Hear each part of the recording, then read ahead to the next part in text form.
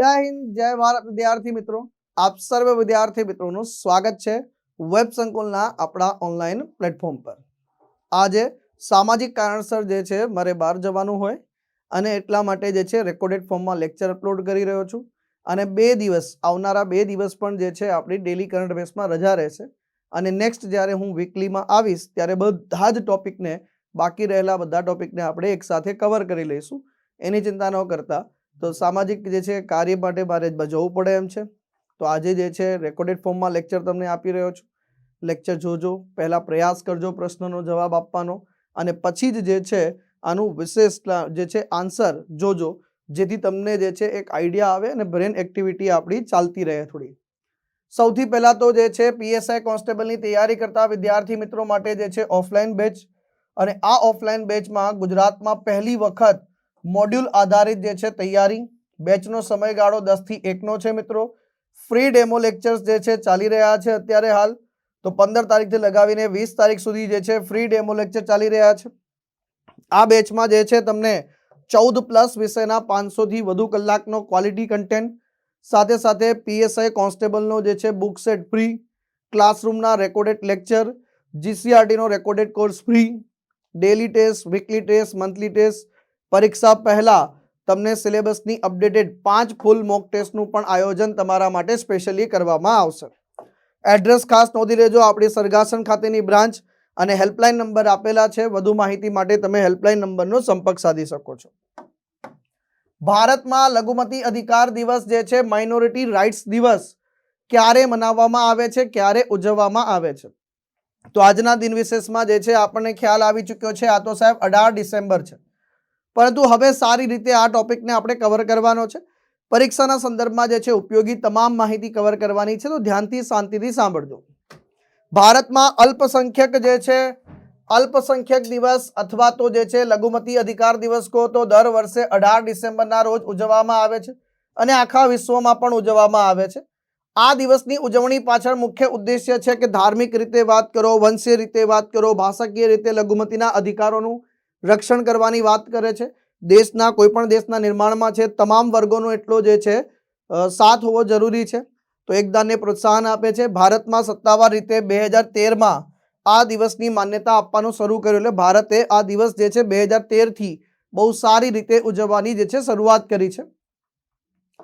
ત્યાર પછી જે છે 18 ડિસેમ્બર 1992 ની વાત કરીએ, સંયુક્ત રાષ્ટ્ર દ્વારા જે છે રાષ્ટ્રીય અથવા વંશીય, ધાર્મિક અને ભાષાકીય લઘુમતીના અધિકારો પરની જે છે ઘોષણા, એટલે કે UN declaration on the rights of the person belonging to national or ethnic, religious or linguistic minorities જે છે આને અપનાવવામાં આવે તો એક જે છે સાહેબ કહેવાય કે અલ્પસંખ્યકોના અધિકારો માટે જે છે ખાસ કરીને સંયુક્ત રાષ્ટ્રનું ઘોષણાપત્રનો સ્વીકાર કરવામાં આવ્યો।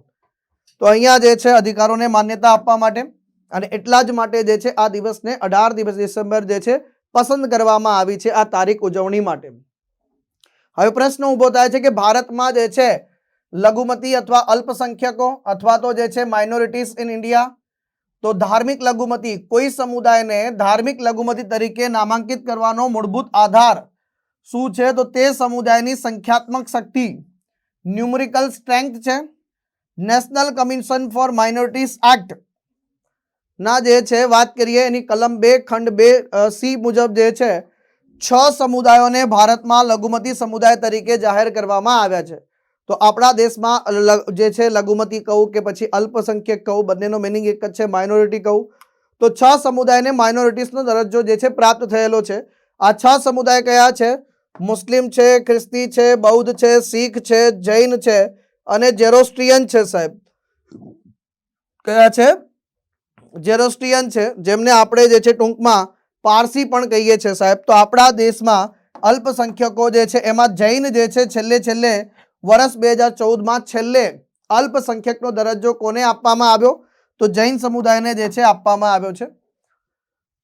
ભાષા કે લોકોનો એવો વર્ગ જે જૂથ જેની માતૃભાષા બહુમતી કરતા થોડી અલગ હોય છે, તેમને ભાષાકીય લઘુમતી તરીકે ઓળખવામાં આવે છે। જો કે ભારતીય બંધારણમાં જે છે માઇનોરિટી શબ્દની કોઈ વિશેષ વ્યાખ્યા આપવામાં આવી નથી, પરંતુ સુપ્રીમ કોર્ટે સ્પેશિયલી TMA પાઈ ફાઉન્ડેશન કેસ 2002માં જે છે સ્પષ્ટતા કરી છે કે લઘુમતીનો દરજ્જો, અલ્પસંખ્યકનો દરજ્જો સ્ટેટ વાઇઝ નક્કી કરવામાં આવે છે. કેવી રીતે? રાજ્ય વાઇઝ જે છે નક્કી કરવામાં આવે છે. આપણા ભારતમાં 2011ની વસ્તી ગણતરી પ્રમાણે માઇનોરિટીઝની વસ્તીની વાત કરીએ, પર્સન્ટેજ વાત કરીએ તો ટોટલ પર્સન્ટેજ કેટલા છે? 19.3% જે છે ટોટલ પોપ્યુલેશન છે માઇનોરિટીની, જેમાં મુસ્લિમ સમુદાયની જે છે 14.2%, પછી ક્રિશ્ચન સમુદાયની 2.3%, શીખ 1.7%, બુદ્ધિસ્ટ 0.7%, જૈન 0.4% અને પારસીસ 0.006% છે. તો આ જે છે માઇનોરિટી સમુદાય છે. આ ઓફિશિયલ આંકડા છે. આ 2011ની વસ્તી ગણતરી પ્રમાણે. આ ઘણી વખતે પેલું ચડતા ઉતરતા ક્રમમાં જે છે ગોઠવવાનું પૂછી લે, તો એ વખતે જે છે આ બાબત ખાસ ધ્યાન રાખી લેજો. સૌથી મોટો અલ્પસંખ્યક સમુદાય ભારતમાં કયો છે? સૌથી નાનો અલ્પસંખ્યક સમુદાય ભારતમાં કયો છે? આવા પ્રશ્નો માટે જે છે ખાસ ડેટા યાદ રાખી લેજો આની અંતર્ગત. હવે વાત આવે છે સાહેબ બંધારણીય અને કાનૂની સુરક્ષાત્મક જોગવાઈઓ. તો ભાઈ માઇનોરિટીઝ માટે જે છે બંધારણીય જોગવાઈઓ કઈ છે અને જે છે કાયદાકીય જોગવાઈઓ કેવી છે સાહેબ? એમાં અનુચ્છેદ 14 છે, 15 છે, 16 છે, 21 છે. એ આ બધા અલગ અલગ જે છે વાત કરીએ, બધા જ અનુચ્છેદોની વાત કરીએ તો ધર્મ, વંશ, જાતિ, લિંગ અથવા જન્મ સ્થળના આધાર પર ભેદભાવ પર પ્રતિબંધ મૂકે છે અને જાહેર રોજગારમાં પણ સમાન તકોની જે છે ખાતરી આપે છે. સાંસ્કૃતિક અને શૈક્ષણિક અધિકારોની વાત કરીએ, કારણ કે સમુદાય માઇનોરિટીઝ હશે તો એમના પોતાના જે છે કલ્ચરલ જે છે કોન્સેપ્ટ હોય છે. તો સાંસ્કૃતિક અધિકારોની વાત કરીએ તો એના અંતર્ગત અનુચ્છેદ 29 અને અનુચ્છેદ 30ની વાત કરીએ ખાસ કરીને. તો આપણે જે છે સાંસ્કૃતિક અને શૈક્ષણિક અધિકારોની વાત કરવાની છે. અનુચ્છેદ 29-30માં લઘુમતીઓને જે છે એમની ભાષા, લિપિ અને સંસ્કૃતિને જાળવી રાખવા માટે તેમજ પોતાની પસંદગીની શૈક્ષણિક સંસ્થાઓની જે છે સ્થાપના માટે અને વહીવટ કરવાનો જે છે અધિકારોનું રક્ષણ આપણા ભારતના બંધારણમાં આપણને જોવા મળે છે. ત્યાર પછી જે છે સ્પેશિયલ જોગવાઈ કઈ કરવામાં આવી છે? તો અનુચ્છેદ 350A ભાષાકીય લઘુમતી જૂથોના બાળકોને જે છે એમની માતૃભાષામાં શિક્ષણ મેળવવાનો અધિકાર છે. રાષ્ટ્રીય લઘુમતી આયોગ, નેશનલ કમિશન ફોર માઇનોરિટીઝ ની રચના પણ કરવામાં આવી છે, જે ખાસ કરીને માઇનોરિટીના હિતોનું રક્ષણ કરવા માટે છે. તો વર્ષ 1992માં જે છે નેશનલ કમિશન ફોર માઇનોરિટીઝની રચના કરવામાં આવી છે. પછી જે છે સ્પેશિયલી લઘુમતી બાબતોનું મંત્રાલય એટલે મિનિસ્ટ્રી ઓફ માઇનોરિટી અફેર્સ બનાવવામાં આવ્યું છે, અલ્પસંખ્યક મંત્રાલય. તો આ જે છે વર્ષ 2006માં એક આખું અલાયદું અલ્પસંખ્યક મંત્રાલય બનાવવામાં આવે છે. આની પહેલા જે છે વાત કરીએ તો આની પહેલા પણ જે છે જોગવાઈઓ તો હતી જ. તો મિનિસ્ટ્રી ઓફ સોશિયલ જસ્ટિસ અને એમ્પાવરમેન્ટમાં જે હતું સાહેબ, એટલે સામાજિક ન્યાય અને સશક્તિકરણ મંત્રાલય અંતર્ગત જે છે અલ્પસંખ્યકની બાબતોનો પણ સમાવેશ થતો હતો. પરંતુ જે છે 2006માં એક આખું અલાયદું જે છે મંત્રાલય ઊભું કરવામાં આવ્યું છે. હવે તો આ થઈ ગયું સાહેબ ભણી લીધું. પછી સાહેબ જે છે પરીક્ષામાં અમને આ બધા ટોપિક આ તૈયારી કરવાથી પરીક્ષામાં કેવી રીતે ફાયદો થશે, એક્ઝામમાં કેવી રીતે ઉપયોગી થશે? તો લઘુમતી અધિકારો અને બંધારણીય રક્ષણના સંદર્ભમાં જે છે પાછલી પરીક્ષામાં ઘણા બધા પ્રશ્નો પૂછાયેલા છે. મેં બધા જ પ્રશ્નો કવર નથી કર્યા, પણ થોડા ઘણા પ્રશ્નો તમને બતાવવાનો હું પ્રયાસ કરીશ, જેથી તમને આઈડિયા આવે ને તમને પીડીએફમાં આપીશ. તો આ પીડીએફના જરીએ જે છે તમે આ બધા પ્રશ્નો પણ તૈયાર કરી શકો. અને આપણે એક નવું ઇનિશિયેટિવ પણ લીધું છે, જ્યાં જ્યાં મને લાગશે ત્યાં જરૂરી હશે ત્યાં હું અલગ અલગ ટોપિકમાંથી જે પરીક્ષા માટે જરૂરી છે, સિલેબસ સાથે સંકળાયેલું છે, તો એના પીવાયક્યુઝ પણ આપણે એડ કરી રહ્યા છે. જેમ કે ભારતમાં અલ્પસંખ્યક અધિકાર દિવસ 18 ડિસેમ્બર ભાઈ, લઘુમતી અધિકાર દિવસ 18 ડિસેમ્બર, બંધારણનો કયો અનુચ્છેદ લઘુમતી સંસ્થાઓને રક્ષણ પ્રદાન કરે છે ભાઈ? તો અનુચ્છેદ 29 અને 30 જે છે લઘુમતી સંસ્થાઓને જે છે વાત કરીએ તો રક્ષણ પ્રદાન કરે છે. અનુચ્છેદ 30 કઈ બાબત સાથે સંબંધિત છે? તો અનુચ્છેદ 30 જે છે લઘુમતીઓના જે છે સાંસ્કૃતિક અને શૈક્ષણિક અધિકારોના સંબંધિત છે. કયા અનુચ્છેદો લઘુમતીઓના જે છે સાંસ્કૃતિક અને શૈક્ષણિક અધિકારોનું રક્ષણ કરે છે? ઉલટો પ્રશ્ન થઈ ગયો ભાઈ. 29 અને 30 ભારત સરકાર દ્વારા જે છે કઈ ધાર્મિક લઘુમતી છે સાહેબ? તો એની અંતર્ગત જે છે એને ધ્યાન રાખીશું. ત્યાર પછી જે છે આગળ નેક્સ્ટ પ્રશ્ન તરફ નજર કરીએ. લઘુમતીઓને શૈક્ષણિક સંસ્થાઓ સ્થાપવાનો વહીવટ કરવાનો અધિકાર કયો અનુચ્છેદ પ્રદાન કરે છે? તો અનુચ્છેદ 30 પ્રદાન કરી રહ્યો છે ભાઈ. ભારતમાં લઘુમતીઓના સાંસ્કૃતિક અધિકારોનું રક્ષણ કોના હેઠળ કરવામાં આવે છે? તો મૂળભૂત અધિકારો અંતર્ગત કરવામાં આવે છે. ભારતના બંધારણનો અનુચ્છેદ 29 કઈ બાબત સાથે સંબંધિત છે મિત્રો? તો લઘુમતીઓના હિતોના રક્ષણ કરવાથી સંબંધિત છે. એ જ રીતે જે છે ભારતીય બંધારણમાં લઘુમતી શબ્દ મુખ્યત્વે કોની સાથે સંબંધિત છે ભાઈ? તો ભાષાકીય અને ધાર્મિક ઓળખ સાથે સંબંધિત છે. તો આ બધા પ્રશ્નો જે છે પરીક્ષામાં પૂછાઈ ચૂકેલા છે. આને આપણે યાદ રાખી લઈએ, જોઈ લઈએ, એટલે ટોપિક વિશે આપણને એક આઈડિયા આવે, બ્રોડ આઈડિયા આવે કે હા આ ટોપિક છે, આ ટોપિકમાં રિલેટેડ આ પ્રકારના પ્રશ્નો પરીક્ષામાં પૂછાતા એવા છે. એટલે આપણું મગજ જે છે તૈયાર થાય અને એને જે છે એક્સેપ્ટ કરતો થાય, ડેટાને એક્સેપ્ટ કરતું શીખે. જબરદસ્તી ડેટાને મગજમાં નથી નાખવાનો, આપણે મગજને તૈયાર કરવાનું કે જો ભાઈ જો આવું બધું પૂછાય છે, જરા તું ધ્યાન રાખજે. આંધ્રપ્રદેશના શ્રીકાકુલમ જિલ્લાના કયા હાથથી વણાયેલા કાપડને જે છે જીઆઈ ટેગ જે છે પ્રદાન કરવામાં આવ્યો છે? તો જીઆઈ ટેગ જે છે પોંડુર ખાદીને પ્રદાન કરવામાં આવ્યો છે મિત્રો. તો આંધ્રપ્રદેશના જે છે શ્રીકાકુલમની જે છે પોંડુરુ ખાદી એને જીઆઈ ટેગ પ્રદાન કરવામાં આવ્યો છે. પોંડુરુ ખાદી જે છે સ્થાનિક સ્તરે ઉગાડવામાં આવતા ટૂંકા સ્ટેપલ પહાડી વિવિધતા ધરાવતા અને જીવાત પ્રતિરોધક કપાસમાંથી તૈયાર કરવામાં આવે છે. ટકાઉ ખેતીનો એક એક્ઝામ્પલ છે. આમાં વપરાતો કપાસ જે છે રસાયણ મુક્ત જે છે ખેતીને પ્રોત્સાહન આપે છે સાહેબ. એના લીધે ટકાઉ કૃષિ અને પર્યાવરણને અનુકૂળ ખેતીની જે છે ઉત્પાદન પદ્ધતિઓને જે છે આ પ્રેરણા આપી રહ્યું છે મિત્રો. આ ઉપરાંત જે છે તાજેતરમાં જ નવેમ્બર મહિનામાં જ જે છે આપણે ધ્યાન રાખી લઈશું પન્ના ડાયમંડ ની વાત કરીએ. હીરાનગરી જે છે જિલ્લા પન્ના જે છે એના પન્નાને ભારત સરકાર દ્વારા જીઆઈ ટેગ પ્રદાન કરવામાં આવ્યો છે. 14 નેચરલ ગુડ શ્રેણીમાં જે છે જીઆઈ ટેગની માન્યતા પ્રદાન થઈ છે ભાઈ. હવે જો જીઆઈ ટેગની વાત આવે મિત્રો તો જીઆઈ ટેગ વિશે થોડી બાબત જે છે આપણે યાદ રાખી લેવાની છે. જેમ કે જીઆઈ ટેગ જે છે ભારતમાં જીઆઈ ટેગના સંદર્ભમાં જે છે કાયદો કયા વર્ષે? તો 1999માં બન્યો. પછી પૂછી લે કે આ કાયદાનો જે છે અમલ કયા વર્ષે થયો? તો વર્ષ 2003માં થયો સાહેબ. આપણા દેશની પ્રથમ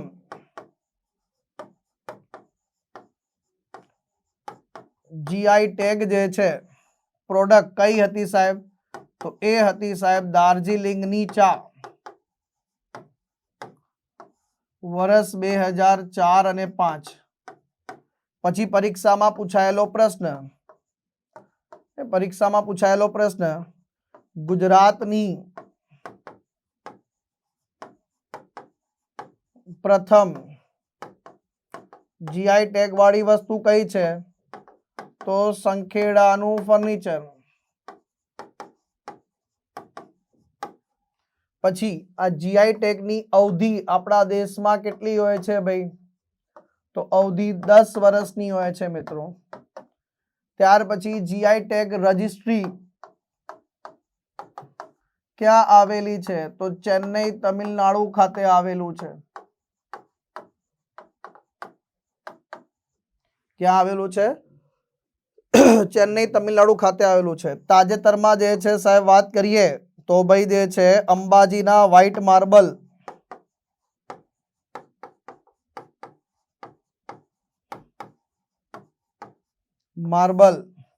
એ જ રીતે નવસારી જિલ્લાના જે છે અમલસાડી ચીકુ,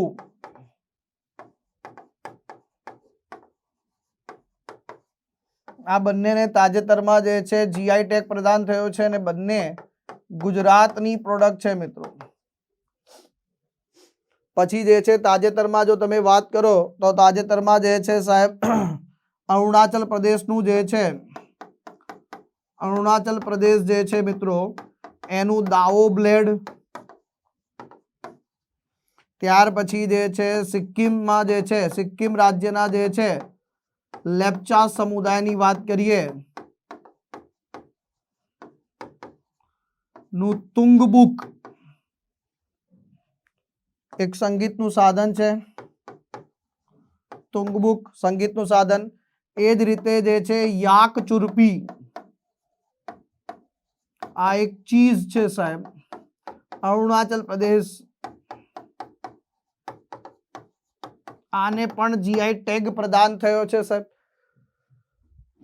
પછી ભારતમાં સૌથી વધુ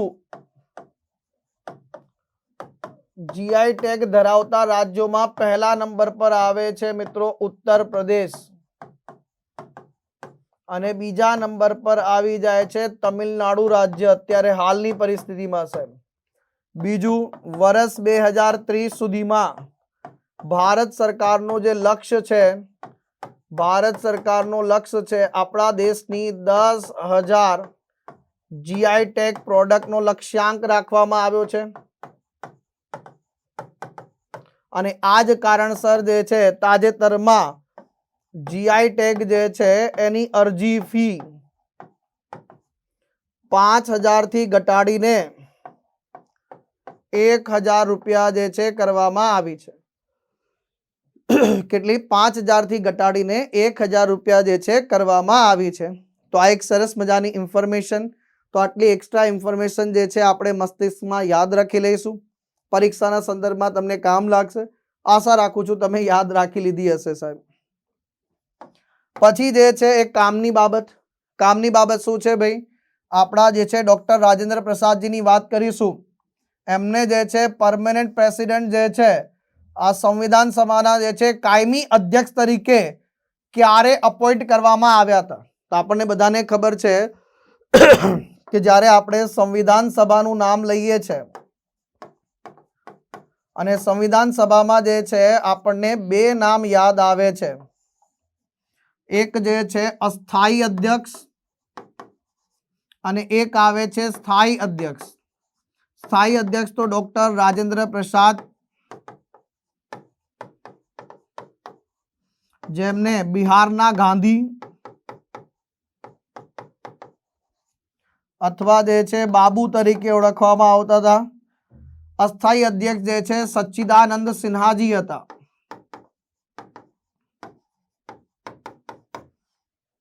પરંતુ વાત કરીએ કે ભાઈ એમને જે છે પરીક્ષામાં પ્રશ્ન જે છે ભારત સરકારે ના મિનિસ્ટ્રી ઓફ જે છે ઇન્ફોર્મેશન અને બ્રોડકાસ્ટિંગ બહુ સરસ છે કે ક્યારે અધ્યક્ષ તરીકે પસંદ કરવામાં આવ્યા હતા? તો 11 ડિસેમ્બર 1946. ક્યારે? 11 ડિસેમ્બર 1946 જે છે. એક પ્રશ્ન તમારા માટે, એટલે કે હોમવર્ક, ગૃહ કાર્ય તમારા માટે જે છે સાહેબ, તો સંવિધાન સભાની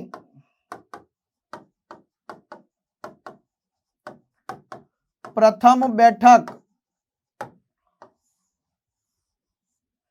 સંવિધાન સભાની પહેલી બેઠક જે છે એ સાહેબ કઈ તારીખે યોજાઈ હતી? કઈ તારીખ અને વર્ષ એ તમારે કોમેન્ટ બોક્સમાં લખીને મને જણાવવાનું છે. આગળ વધીએ. મધ્યપ્રદેશનો કયો હાઈવે ભારતનો પહેલો વહેલો હાઈવે છે જ્યાં પ્રાણીઓની વાત કરીએ સાહેબ, જ્યાં પ્રાણીઓ અને વાહનો વચ્ચેની અથડામણને ઘટાડવા માટે વન્યજીવ સુરક્ષિત રસ્તો બનાવવામાં આવ્યો છે? તાજેતરમાં જે છે એક સમાચાર આવ્યા કે આસામ રાજ્યમાં સાહેબ, આસામ રાજ્યમાં જે છે સાહેબ વાત કરીએ તો ભાઈ ટ્રેન અને હાથીઓ વચ્ચેનું ઘર્ષણ. બીજું, અલગ અલગ વિભિન્ન રાજ્યો, મધ્યપ્રદેશમાં જે છે સાહેબ વાત કરીએ તો એક જે છે સાહેબ વાત કરીએ ગાડી સાથેની અથડામણ, અને આ અથડામણના કારણે ચિત્તાનું જે છે અવસાન થઈ ગયું. એક તો માંડ માંડ ચિત્તાને આપણે વસાવી રહ્યા છે, એવામાં ચિત્તાનું જે છે અવસાન થઈ ગયું. તો આ બધાને ધ્યાનમાં રાખતા જે છે હવે જેટલા પણ વન્યજીવ અભયારણ્ય, વાઇલ્ડ લાઈફ સેન્ચ્યુરીઝ છે સાહેબ અને નેશનલ પાર્ક છે સાહેબ, એમાંથી જો કોઈ હાઈવે નીકળી રહ્યા છે તો એ હાઈવે પર જે છે ગાડીઓની જે છે સ્પીડ સાહેબ ધીમી થાય સાહેબ. એના માટે જે છે વ્યવસ્થા ઊભી કરવા માટે પહેલી વખત જે છે વન્યજીવ સુરક્ષિત રસ્તો બનાવવામાં આવ્યો છે. તો આ છે નેશનલ હાઈવે નંબર 45 ઉપર. હવે ધ્યાનથી સાંભળજો, આ તો નાનકડી ક્લિપ જોજો. આ કોઈ ભારતમાં જ છે સાહેબ. આ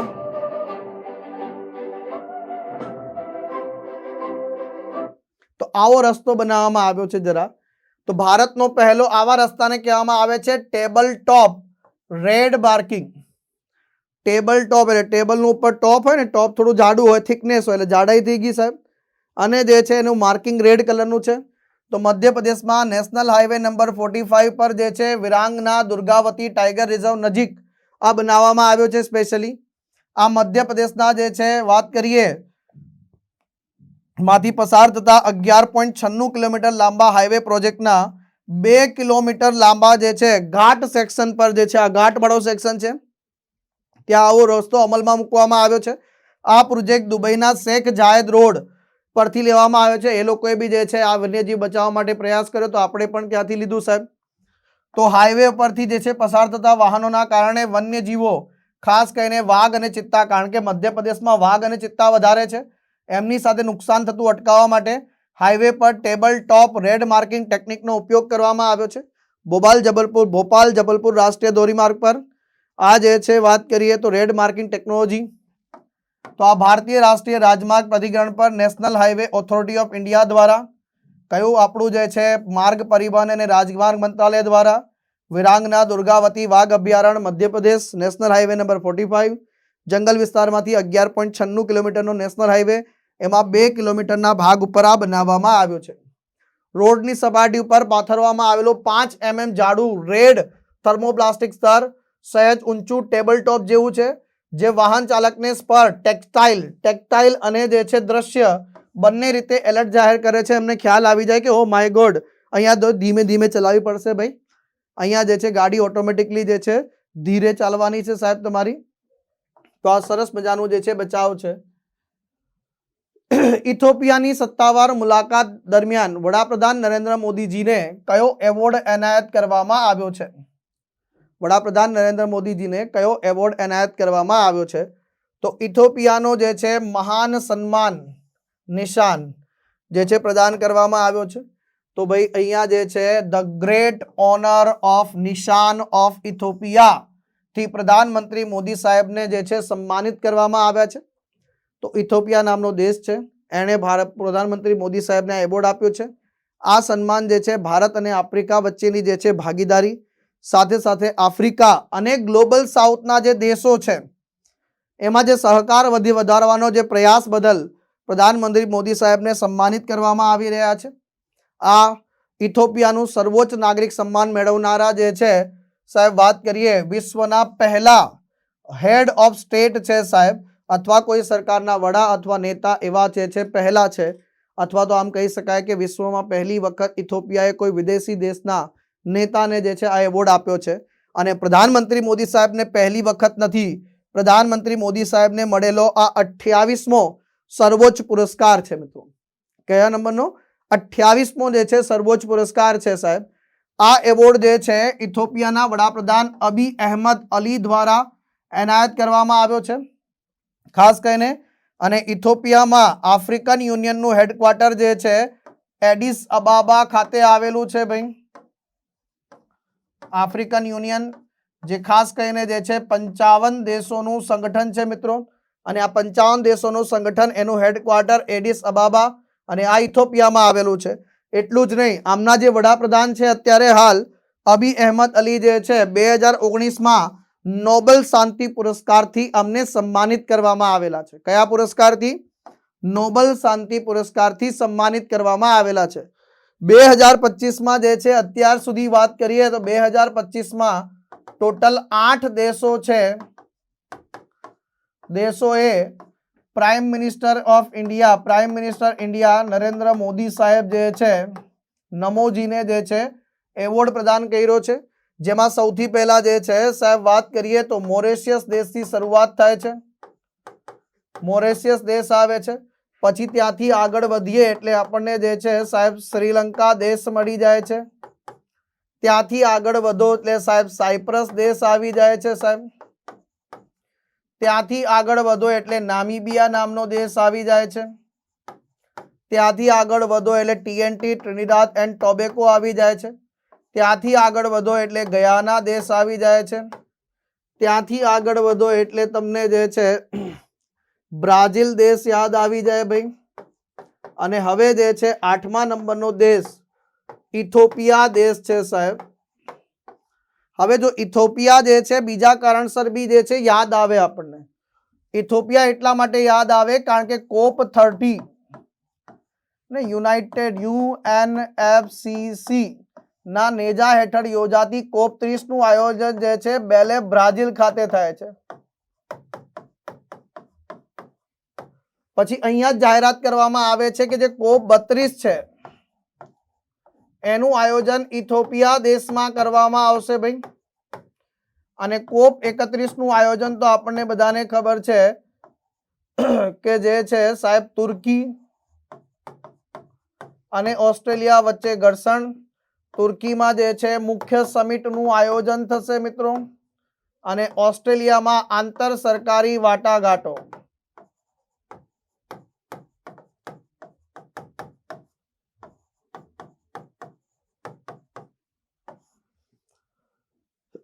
આંતર સરકારી વાટાઘાટાનું આયોજન કરવામાં આવે છે. IPL 2025 ના જે છે મેગા ઓક્શનમાં કયા બે ખેલાડીઓ જે છે સંયુક્ત રીતે સૌથી મોંઘા અનકેપ્ડ ખેલાડીઓ, એવા ખેલાડીઓ કે જેમનું પ્રદર્શન તો બહુ સારું છે પણ હજી સુધી ભારતીય ક્રિકેટ ટીમમાં નેશનલ ટીમમાં સ્થાન મળ્યું નથી, એવા ખેલાડીઓને અનકેપ્ડ ખેલાડીઓ કહીએ છીએ મિત્રો. અને આ છે સાહેબ પ્રશાંત વીર અને કાર્તિક શર્મા. લોટરી લાગી ગઈ સાહેબ. 30 લાખ રૂપિયા બેઝ પ્રાઇસ હતી. કેટલી? માત્ર ને માત્ર 30 લાખ રૂપિયા બેઝ પ્રાઇસ છે. એમાં IPL ઓક્શનમાં જે છે ઐતિહાસિક ક્ષણ બને છે.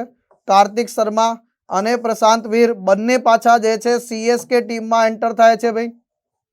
કઈ? બંને ચેન્નઈ સુપર કિંગ વાળા ખરીદે છે અમને ભાઈ. ચેન્નઈ સુપર કિંગ વાળા જે છે આ વખતે યુવા ખેલાડીઓ પર સૌથી વધારે દાવ લગાવી રહ્યા છે સાહેબ. અનકેપ ખેલાડીઓ, એવા ખેલાડીઓ કે જે હજુ સુધી આંતરરાષ્ટ્રીય સ્તરે ભારતીય નેશનલ ટીમમાં રમ્યા નથી સાહેબ. ત્યાર પછી જે છે આપણે વાત કરીએ 2026 નો સૌથી મોંઘો ખેલાડી બન્યો છે કેમરૂન ગ્રીન. ઓસ્ટ્રેલિયા દેશનો આ ખેલાડી છે જેને KKR દ્વારા જે છે પસંદ કરવામાં આવ્યો છે. ટોટલ 25.2 કરોડ રૂપિયા સાહેબ. પણ પ્રશ્ન ઉભો થાય છે કે આ ભાઈના ખાતામાં ખાલી 18 લાખ રૂપિયા જ આવશે, 18 કરોડ જ આવશે. બાકીના વધેલા ઉપર 7.20 કરોડ રૂપિયા જે છે એ પ્લેયર્સ વેલફેર જે છે ફંડની અંતર્ગત જશે. BCCI દ્વારા બનાવવામાં આવેલું છે. તો મોસ્ટ એક્સપેન્સિવ પ્લેયર જે છે 2026 ના IPL ની અંતર્ગત અત્યારે ઓક્શનમાં છે સાહેબ. અને KKR એ ખરીદ્યો છે સાહેબ અમને. બીજા જે છે મથીસા પાથરના જે છે એ પણ KKR માં, એટલે બંને KKR ની અંતર્ગત આવી ચૂક્યા છે. કાર્તિક શર્મા છે, પ્રશાંત વીર છે, લીવમ લિવિંગસ્ટન છે સાહેબ. આ બધા ખેલાડીઓ જે છે વેચાયા છે એવી રીતે. કયા દેશે તેના સમગ્ર રાષ્ટ્રીય ભોજન એન્ટાયર નેશનલ કઝિન માટે જે છે યુનેસ્કોની માન્યતા મેળવનાર વિશ્વનો પ્રથમ જે છે દેશ બની ચૂક્યો છે? એટલે કે ભાઈ આ દેશના સંપૂર્ણ, આ દેશનું નામ છે ઇટાલી. ઇટાલી દેશના જે છે સાહેબ આખા દેશના ખાણીપીણી, કોઈ એક શહેર નહીં, આખા દેશના જે છે ખાણીપીણી જે છે સાહેબ એને ઇનટેન્જિબલ કલ્ચરલ હેરિટેજમાં સમાવેશ યુનેસ્કોની અમૂર્ત સાંસ્કૃતિક ધરોહર. શું છે? યુનેસ્કોની અમૂર્ત સાંસ્કૃતિક ધરોહરમાં સમાવેશ કરવામાં આવ્યું છે.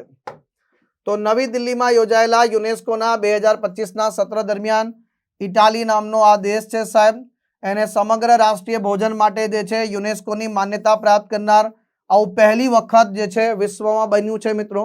તો પહેલી વખત વિશ્વમાં આ પ્રકારની ઘટના બની છે. અમૂર્ત સાંસ્કૃતિક વારસા તરીકે સમાવેશ કરવામાં આવ્યો છે. અને જે છે અમૂર્ત જે છે ઇનટેન્જિબલ કલ્ચરલ હેરિટેજ જે છે આની જે સમિતિ છે, આ સમિતિનું જે છે 20મું સત્ર ક્યાં યોજાય છે? તો નવી દિલ્હીના લાલ કિલ્લા ખાતે યોજાય છે. અને દિલ્હીમાં જે છે લાલ કિલ્લા ખાતે, અને ત્યાંથી જે છે અનાઉન્સમેન્ટ કરવામાં આવે છે. ત્યાંથી અનાઉન્સમેન્ટ થાય છે સાહેબ. ઇટાલિયન રસોઈ, ટકાઉપણું અને જૈવ સાંસ્કૃતિક વિવિધતા, એટલે Italian cooking between sustainability and bioculture ડાયવર્સિટીના સંદર્ભમાં સન્માનિત કરવામાં આવ્યા છે. પણ અહીંયા કંઈક હટકે, કંઈક નવું. MSSPમાં જે છે જરા ફોકસ કરજો મારા વહાલા. કંઈક નવું જે છે આપણે 2 લિસ્ટ બનાવ્યા છે. ધરોહરની વાત આવે તો 2 પ્રકારના ધરોહર છે. એક જેને વર્લ્ડ હેરિટેજ સાઇટ કહીએ છીએ, એક જેને અમૂર્ત સાંસ્કૃતિક ધરોહર કહીએ છીએ. એક મૂર્ત અને એક અમૂર્ત. મૂર્તમાં તો આપણને ખબર છે કે ભાઈ કયા દેશમાં સૌથી વધારે વર્લ્ડ હેરિટેજ સાઇટ છે, આવા ટોપિક વાળા પ્રશ્નો આપણે જોઈ લીધા છે. એ જ રીતે અમૂર્ત સાંસ્કૃતિક ધરોહર કયા દેશમાં સૌથી વધારે છે, તો ચીન દેશમાં જે છે ઇનટેન્જિબલ કલ્ચરલ હેરિટેજ જે છે સૌથી વધુ વિશ્વમાં શું છે, વિશ્વમાં સૌથી વધુ છે. કેટલી છે? 44 છે. પણ જો વર્લ્ડ હેરિટેજ સાઇટના સંખ્યાના કેટલી છે ભાઈ વર્લ્ડ હેરિટેજ સાઇટ, અને આ બાબતે જે છે મૂર્ત ધરોહરના સંદર્ભમાં વિશ્વમાં જે છે મિત્રો નંબર 2 છે સાહેબ. શું છે? નંબર 2 છે. આમાં પહેલા નંબરે, આમાં બીજા નંબરે આવે છે તુર્કી, ત્રીજા નંબર પર આવે છે ફ્રાન્સ. ડન. પણ આની અંતર્ગત જ્યારે વર્લ્ડ હેરિટેજ સાઇટમાં પહેલા નંબરે આ છે, તો પહેલા નંબર પર, બીજા નંબરે આ છે, તો પહેલા નંબરે કોણ છે? ઇટલી નામનો દેશ છે સર. કયા છે? ઇટલી નામનો દેશ છે. આની અંતર્ગત જે છે એ પણ ખાસ ધ્યાન રાખી લેજો. આની અંતર્ગત ઇટલી કયો છે? ઇટલી જે છે નામનો દેશ છે. તો આ એક બેઝિક વસ્તુ ધ્યાન રાખજો. ભારતની વાત આવે તો ભાઈ ભારત જે છે એ જે છે મૂર્ત ધરોહરની વાત આવે ભારતની, તો મૂર્ત ધરોહરના સંદર્ભમાં જે છે સાહેબ એશિયા પેસિફિક ક્ષેત્રની અંતર્ગત જે છે, આની અંતર્ગત જે છે ભારત બીજા નંબરે આવે છે ચીન પછી. અને જે છે વિશ્વમાં પૂછી લે તો વિશ્વમાં 6થા નંબર પર. સાહેબ આમાં કયા નંબરે? આપણે બહુ પાછળ છીએ, આમાં બહુ પાછળ છે એટલે આપણે રેન્ક યાદ રાખવાનો થતો નથી. ભારતમાં જે છે વાત કરીએ, ભારતની અંતર્ગત જે છે અમૂર્ત સાંસ્કૃતિક ધરોહર એટલે કે ઇનટેન્જિબલ કલ્ચરલ હેરિટેજની સંખ્યા કેટલી છે? 16 છે. તાજેતરમાં જે છે 16મું દીપાવલી અથવા દિવાળીનો જે છે સમાવેશ થયો છે. એ જ રીતે મૂર્ત સાંસ્કૃતિક ધરોહરની જ્યારે વાત આવે તો એમાં 3 પ્રકાર પડી જાય છે મારા વહાલા. 3 પ્રકાર પડે છે ભાઈ. એક સાંસ્કૃતિક વર્લ્ડ હેરિટેજ સાઇટની સંખ્યા 36 છે સાહેબ. પ્રાકૃતિક વર્લ્ડ હેરિટેજ સાઇટ કેટલી છે? 7 છે. અને જો મિશ્ર વર્લ્ડ હેરિટેજ સાઇટની વાત આવે તો 1 થાય છે ભાઈ. આ મિશ્રમાં જે છે કંચનજંગા આવે છે. કયું આવે છે? કંચનજંગા આવે છે મિત્રો. તાજેતરમાં આમાં જે છે મરાઠા મિલિટરી લેન્ડસ્કેપ આ 44મું વર્લ્ડ હેરિટેજ સાઇટ છે. કયા નંબરનું છે? 44મા નંબરનું જે છે વર્લ્ડ હેરિટેજ સાઇટ છે. તાજેતરમાં કયા રાજ્યના વિરાંગના દુર્ગાવતી વાઘ અભયારણ્ય જે છે ચિત્તાઓ માટે જે છે બીજું નવું ઘર બનાવવાની જાહેરાત કરવામાં આવી છે? ભાઈ ચિત્તાઓ માટે વાત કરીએ તો ભાઈ પ્રથમ ઘર, પછી જે છે બીજું ઘર, પછી જે છે ત્રીજું ઘર, અને હવે જે છે સાહેબ ચોથું ઘર બનવા જઈ રહ્યું છે. પહેલું ઘર જે છે એ કુનો નેશનલ પાર્ક,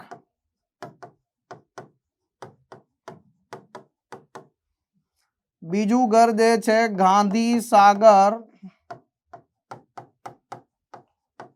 વન્યજીવ અભયારણ્ય, ત્રીજું જે છે ઘરની વાત કરીએ ત્રીજા ઘરની તો નોરાદેહી, અને ચોથું થઈ ગયું સાહેબ જે છે વિરાંગના દુર્ગાવતી.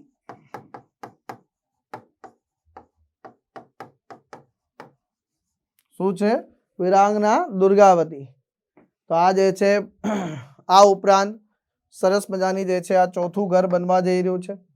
તો ભાઈ મધ્યપ્રદેશના મુખ્યમંત્રી મોહન યાદવ સાહેબ જે જાહેરાત કરે છે વિરાંગના દુર્ગાવતી વાઘ અભયારણ્યમાં ચિત્તાઓ માટે નવું ઘર બનાવીશું. સાગર જિલ્લાના નોરાદેહીમાં જે છે સ્થિત વિરાંગના દુર્ગા દેવી વાઘ અભયારણ્ય વિશ્વના સૌથી ઝડપી પ્રાણી માટે તૈયાર કરવામાં આવી રહ્યું છે. સપ્ટેમ્બર 2022માં પ્રોજેક્ટ ચિત્તા હેઠળ આપણે પહેલું નિવાસસ્થાન જે છે કુનો નેશનલ પાર્ક બનાવવામાં આવે છે. આ વર્ષે એપ્રિલમાં જે છે મંદસોરમાં આવેલા ગાંધી સાગર અભયારણ્ય જે છે બીજું ઘર બને છે સાહેબ. પ્રોજેક્ટ ચિત્તા જે છે 17 સપ્ટેમ્બર 2022ના રોજ લોન્ચ કરવામાં આવે છે. નેશનલ ટાઈગર કન્ઝર્વેશન ઓથોરિટીના નેજા હેઠળ 2025 સુધીમાં જે છે 30 જેટલા ચિત્તાઓની વસ્તી છે ભાઈ. બોત્સવાનાથી જે છે વધુ 8 ચિત્તાઓ આપણે લઈને આવી રહ્યા છે સાહેબ. ક્યાંથી? 8 ચિત્તાઓ જે છે લઈને આવી રહ્યા છે. ભારતમાં ચિત્તા, જંગલી ચિત્તા જે છે છેલ્લે 1947માં જોવા મળ્યા હતા. હાલના છત્તીસગઢના જે છે કોરિયા જિલ્લાના જે છે આ સોરિયા રોબસ્ટા જંગલોમાં જે છે 3 પ્રાણીઓને જે છે ઠાર મારવામાં આવ્યા છે. અને 5 વર્ષ પછી 1952માં ફાઇનલી જે છે આપણે ચિત્તાઓને લુપ્ત પ્રાય જાહેર કરી દીધા મિત્રો. તો સૌથી પહેલા જે છે 2022માં આપણે જે છે 8 આફ્રિકન ચિત્તા લઈને આવ્યા સાહેબ. 5 માદા 3 નર હતા સાહેબ. ક્યાંથી લાવ્યા ભાઈ? નામીબિયાથી પહેલી બેચ આવી સાહેબ. દુનિયામાં સૌથી વધારે ચિત્તા પણ ત્યાં છે, મધ્યપ્રદેશના કુનો નેશનલ પાર્કમાં. ફેબ્રુઆરી 2023માં બીજી બેચ દક્ષિણ આફ્રિકાથી આવે છે. 12 ચિત્તા લઈને આવીએ છીએ સાહેબ. ત્યાર પછી જે છે 2023 પહેલા 6 મહિનામાં ભારતીય ભૂમિ પર પહેલો જન્મ થાય છે. એટલે 70 વર્ષ પછી ભારતીય જે છે પહેલી વખત જન્મ થાય છે. પછી જે છે 2000 જે છે ખુલ્લા જંગલોમાં ચિત્તાને છોડવામાં આવે છે. 2024-25 હવે જે છે આપણે 2025માં બોત્સવાનાથી પણ જે છે 8 ચિત્તાઓ આપણને ભેટ આપવામાં આવ્યા છે. તાજેતરમાં જે છે ભારતમાં જન્મેલી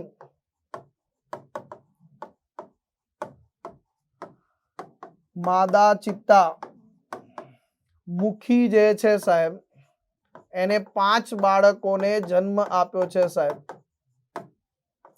અને આ મુખી જે છે એ ભારતમાં જે છે મોટી થયેલી પહેલી ચિત્તા પણ બની ચૂકી છે. આનો જન્મ જે છે સાહેબ જ્વાલાથી થયો છે સાહેબ. કોનાથી થયો છે? જ્વાલાથી થયો છે. ત્યાર પછી જે છે આગળ વધીએ. તાજેતરના કયા શહેરમાં જે છે આયોજિત સ્કોશ વર્લ્ડ કપમાં ભારતે પોતાનું પ્રથમ ટાઇટલ જીતીને ઇતિહાસ રચ્યો છે? તો ચેન્નઈ શહેરમાં ભારતે પહેલી વખત સ્કોશ વર્લ્ડ કપનું ટાઇટલ જીત્યું છે સાહેબ.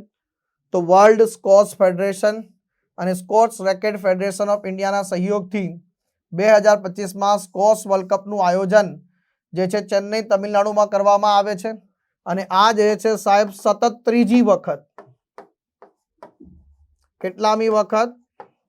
સતત ત્રીજી વખત જે છે આનું આયોજન કરવામાં આવે છે.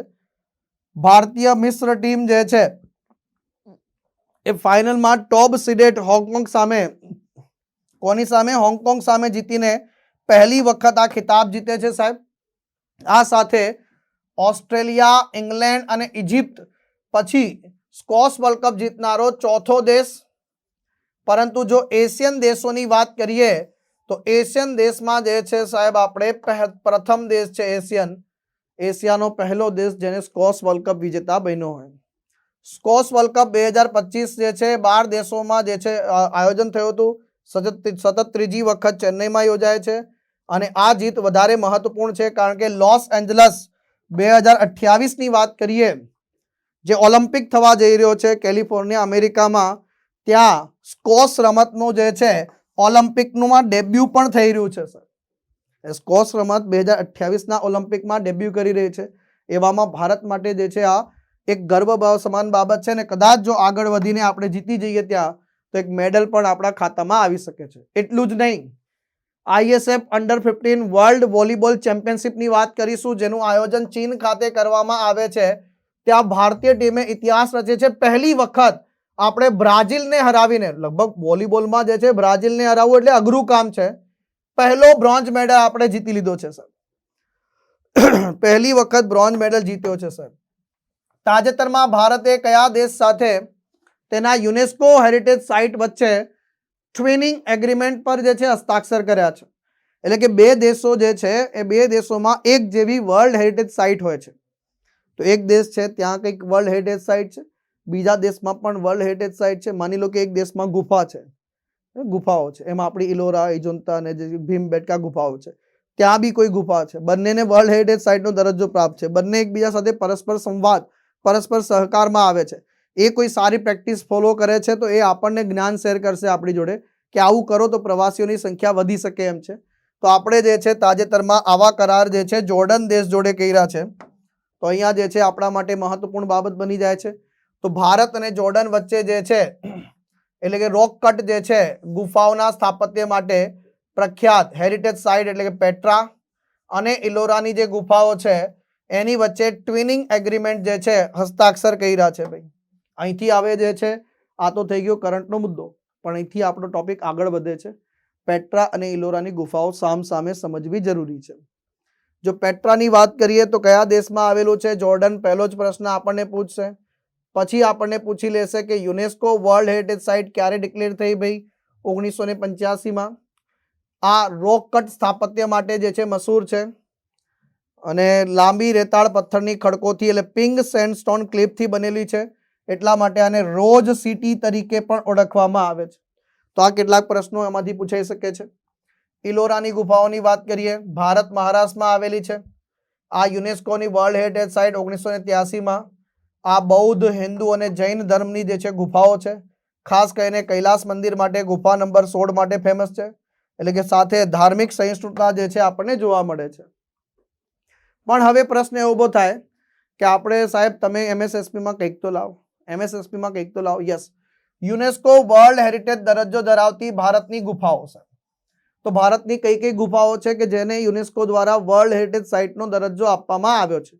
જેમાં એક તો અજંતાની ગુફા છે મહારાષ્ટ્ર રાજ્યમાં, ઇલોરાની ગુફા છે મહારાષ્ટ્ર રાજ્યમાં, બંનેને વર્ષ 1983માં આપવામાં આવેલું છે. પછી આવે છે એલિફન્ટાની ગુફાઓ મહારાષ્ટ્રમાં છે 1987માં, અને ભીમબેટકા જે છે ગુફા રોક કટ શેલ્ટર્સ મધ્યપ્રદેશમાં આવેલું છે મિત્રો, અને વર્ષ 2003માં અને વર્લ્ડ હેરિટેજ સાઇટ. એટલે ટોટલ કેટલી ભાઈ? 4 ગુફાઓ છે સાહેબ, એને વર્લ્ડ હેરિટેજ સાઇટનો જે છે દરજ્જો પ્રાપ્ત થયો છે. આ 4માંથી જે છે 3 ગુફાઓ તો સાહેબ જે છે એ મહારાષ્ટ્ર રાજ્યમાં છે, અને એક ગુફા જે છે આ 4માંથી જે છે સાહેબ એક મધ્યપ્રદેશમાં છે સાહેબ. અને ભારતમાં સૌથી વધુ વર્લ્ડ હેરિટેજ સાઇટ પણ ક્યાં આવેલું છે? તો એ પણ જે છે સાહેબ મહારાષ્ટ્રની અંતર્ગત જ આવેલું છે. તો આ રીતે જે છે ડેટાને કલેક્ટ કરવા પડે, ડેટાને તૈયાર કરવા પડે, સમજવા પડે સાહેબ. ખાલી કરંટ ગોખી લેવાથી પરીક્ષા પાસ નથી થવાથી. અને હા, લેક્ચર પસંદ આવ્યો હોય, આ પ્રકારનું એમએસએસપી પસંદ આવતું હોય તો એક નાનકડું લાઈક અને શેર તો કરો. જરાક લાઈક અને શેર બટન બી દબાવો મારા વાલા. પણ સાહેબ પછી તમારો મિત્ર તમારા માટે છે, તમે લાઈક અને શેર કરો, તમે મારા માટે જે છે નાનકડું જે છે પ્રયાસ કરો, હું તમારા માટે દિલ ખોલીને મૂકી દઈશ. સાહેબ એમએસએસપી પીવાયક્યુ જે છે શેના સંદર્ભમાં? પેટ્રા વિશે, ઇલોરા વિશે અને યુનેસ્કોમાં સમાવેશ ગુફાઓ વિશે છે. આમાં પૂછાયેલા પ્રશ્નોને, જેમ કે UNESCO world heritage site Petra કયા દેશમાં આવેલી છે સાહેબ? તો જોર્ડન. પેટ્રા શાના માટે પ્રખ્યાત છે સાહેબ? રોક કટ સ્થાપત્ય માટે પ્રખ્યાત છે. ઇલોરાની ગુફાઓ ભારતના કયા રાજ્યમાં? તો આપણને બધાને ખબર છે મહારાષ્ટ્ર. નીચેમાંમાંથી કઈ ગુફાઓમાં હિન્દુ, બૌદ્ધ અને જૈન સ્મારકો એક સાથે જોવા મળે છે સાહેબ? તો આપણને બધાને ખબર છે ઇલોરા. કૈલાસ મંદિર કઈ એક ગુફામાં આવેલું છે સાહેબ? તો અગેન ઇલોરા. નીચેનામાંથી કઈ ગુફા site UNESCO world heritage site છે સાહેબ?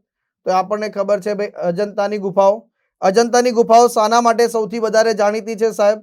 તો બૌદ્ધ ભીંત ચત્રો અને પેઇન્ટિંગ્સ માટે સૌથી વધારે જાણીતી છે. ત્યાર પછી એલિફન્ટાની ગુફાઓ જે છે કોની નજીક આવેલી છે સાહેબ? એટલે કયામાં આવેલી છે, કયા સ્થળમાં જે છે? તો મુંબઈની નજીક આવેલી છે સાહેબ.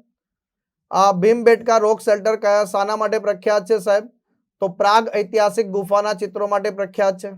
નીચેનામાંથી કઈ યુનેસ્કો વર્લ્ડ હેરિટેજ સાઇટ મધ્યપ્રદેશમાં આવેલી છે સાહેબ? તો આમાંથી ખ્યાલ આવી જાય ભીમબેટકા સાહેબ. ભારતની કેટલી ગુફા રોકકટ સાઇટ યુનેસ્કોના વર્લ્ડ હેરિટેજ લિસ્ટમાં સામેલ છે ભાઈ? તો ટોટલ જવાબ આવશે 4 જો ભાઈ, હે ને? અજંતા, ઇલોરા, એલિફન્ટાની ગુફાઓ કયા રાજ્યમાં આવેલી છે? મહારાષ્ટ્ર રાજ્યમાં. તો આ બધા જ પ્રશ્નો જે ઓલરેડી પરીક્ષામાં પૂછાયેલા છે, મેં બધા જ નથી કવર કર્યા, મેં થોડાક જ કવર કર્યા છે. આને જો ભેગું કરવા જાઉં ને, અલગ અલગ પરીક્ષાઓ જે છે બધી પરીક્ષાઓને ભેગું કરું ને, 30-40 પ્રશ્નો ભેગા થઈ જાય. રાખું જે છે પીપીટી આનાથી પીપટો આનાથી ભરાઈ જાય. પણ આ તમને એક આઈડિયા આવે, બેઝિક આઈડિયા આવે. આપણું મગજ છે ને હોશિયાર છે. પાછલી પરીક્ષામાં પૂછાઈ ગયો પ્રશ્ન છે ને, એટલે તમે ના જાણતા અજાણતા બી તમારું મગજ જે છે ધ્યાન આપે છે. તો આ લાવવા પાછળનો મારો ઉદ્દેશ્ય જ આ છે કે તમારું જે માઇન્ડ છે, તમારા માઇન્ડને આપણે ટ્રેન કરવાનું છે. અને જો સંપૂર્ણ રીતે તમારે જે છે તૈયારી એકદમ મજબૂત કરવી છે, તૈયારીથી બેઝ કરવી છે, અને ક્યાં કટાકટ તૈયારી કરવી છે, બહુ ડિટેલમાં સારી રીતે ભણવું છે, તો આપણા છે પ્લાનર કોર્સ મિત્રો. આ પ્લાનર કોર્સ જે છે કોન્સ્ટેબલ માટે પણ છે અને પીએસઆઈ માટે પણ છે. એમાં ઓફલાઈનની જેમ લેક્ચરના અંતે તમને નોટ્સ લખવામાં આવે છે, એટલે કે લેટેસ્ટ તૈયાર થયેલા રેકોર્ડેડ લેક્ચર્સ છે તમારા માટે સાહેબ, જેમાં તમને જે છે જીસીઆરટી અને એનસીઆરટી નો રેકોર્ડેડ કોર્સ ફ્રીમાં મળે છે આની સાથે. એટલે કે જે છે 5253 રૂપિયાનો જે છે કોર્સ આમાં તમને ફ્રીમાં મળી રહ્યો છે. 5 સ્ટડી નોટબુક ફ્રીમાં મળી રહી છે. 1 મહિનાની એક્સ્ટ્રા વેલિડિટી પ્રાપ્ત થઈ રહી છે. તો આ બધું જ તમને આના અંતર્ગત મળી રહ્યું છે સાહેબ, આની અંતર્ગત. અને બીજું ખાસ કરીને આમાં અત્યારે પાછું 24 ડિસેમ્બર સુધી લોન્ચિંગ ઓફર છે, એટલે ડિસ્કાઉન્ટ ચાલી રહ્યું છે.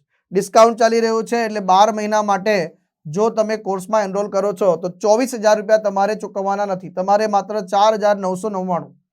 એનો મતલબ છે કે આની કિંમતમાં જીસીઆરટી એનસીઆરટી કોર્સની સાથે સાથે તમે આ તો લેવાના છો, તો આની સાથે સાથે તમને આ પ્લાનર કોર્સ જે છે ફ્રીમાં મળી રહ્યો છે એમ સમજી લો. અથવા તો પ્લાનર કોર્સની સાથે સાથે આ 5,000ની કિંમતનો કોર્સ સ્ટડી નોટબુક જે છે એટલે કે 6-7 હજારનો સામાન તો તમને એમને મફતમાં મળી રહ્યો છે એક્સ્ટ્રા. તો આ ઓફર 24 ડિસેમ્બર સુધી છે મિત્રો. વહેલા તે પહેલાના ધોરણે જે છે આનો લાભ લેજો. એ જ રીતે જે છે કોન્સ્ટેબલની તૈયારી કરતા હોય તો કોન્સ્ટેબલના પ્લાનર કોર્સમાં બી સેમ સાહેબ લેક્ચરના અંતે નોટ્સ લખાવવામાં આવશે, યસ. તો આની અંતર્ગત ઓફર મળી રહી છે, યસ. આમાં તો પાછું 12 મહિના માટે જે છે 4,499 રૂપિયા જ છે સાહેબ. આમાં પણ જે છે સાહેબ માઇન્ડ મેપ દ્વારા રિવિઝન થશે, યસ. જીસીઆરટી એનસીઆરટી નો રેકોર્ડેડ કોર્સ મળશે, યસ. 1 મહિનો એક્સ્ટ્રા મળશે, યસ સાહેબ. સ્ટડી નોટબુક મળશે, યસ સાહેબ. ઓ માય ગોડ, આ બધું જ તમને જે છે આમાં મળી રહ્યું છે. તો ભાઈ હજી આ પાછા ઓફર પૂરી થઈ જાય પછી નો કહેતા, ઓફર એક વખત પૂરી થઈ જાય પછી એમ નો કહેતા આની અંતર્ગત કે મને લાભ લેવાનો રહી ચૂક્યો છે. વહેલા તે પહેલાના ધોરણે લાભ લેજો મિત્રો. સમય થયો છે આપણા રાહુલ ભૈયાના જે છે આમંત્રિત કરીને આજના 3 પ્રશ્નો, આ 3 પ્રશ્નોના જવાબ લેક્ચર પૂરો થઈ ગયા પછી કોમેન્ટ બોક્સમાં લખવાના છે. આશા રાખું છું લેક્ચર શરૂથી લઈને અંત સુધી આપે જોયો હશે. લેક્ચર સ્ટાર્ટ ટુ એન્ડ સુધી જોયો હોય, લેક્ચર પસંદ આવ્યો હોય તો નાનકડું લાઇક અને શેર કરવાનું ભૂલતા નહીં. અને હા, 2 દિવસ જે છે હું સામાજિક કાર્યથી બહાર જઈ રહ્યો છું, એટલે 2 દિવસ જે છે કોઈ લેક્ચર હશે નહીં. સોમવારે ફરીથી આપણે મુલાકાત થશે, પણ એ વખતે આપણે બધું જ કન્ટેન્ટ ભેગા કવર કરી લઈશું. તો ડોન્ટ વરી અબાઉટ ઇટ, એના વિશે જે છે જરાય ચિંતા કરતા નહીં. તો મળીશું નેક્સ્ટ લેક્ચરમાં. ટિલ દેન મને રજા આપો. બાય બાય, ટેક કેર, જય હિન્દ, જય ભારત.